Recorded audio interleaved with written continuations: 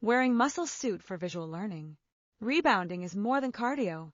It's full body plus stabilizer activation. We'll go top to bottom.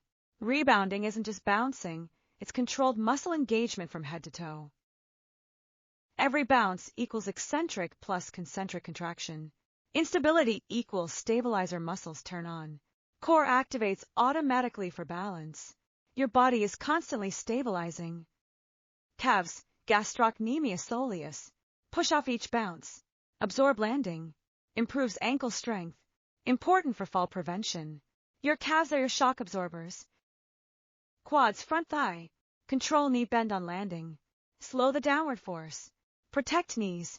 Work harder if bounce is controlled. They break the landing. Hamstrings, back thigh. Assist hip extension. Help stabilize knee. Balance the quads. Especially active during controlled bounce. They support the back line of the leg. Glutes, glute max/medius. Drive power upward. Stabilize pelvis. Prevent hip drop. Improve balance. Glutes fire every time you lift. Side-to-side bouncing activates glute medius more. Abdominals, transverse abdominis plus rectus. Automatically engage to stabilize. Prevent excessive sway. Help control posture. No crunches needed. Your core turns on to keep you upright. Obliques, control rotation. Stabilize side-to-side movement. Lower back, maintain upright posture. Counterbalance forward lean. Protect spine. Posture muscles stay active the entire time.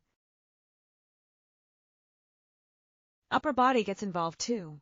Shoulders, deltoids, arm swings increase activation. Add light weights equals more load. Improve endurance. Upper back, rhomboids/traps. Pull shoulders back. Support posture. Activated when arms move. Arms, biceps/triceps. Engage during pumping. Light weights amplify effect.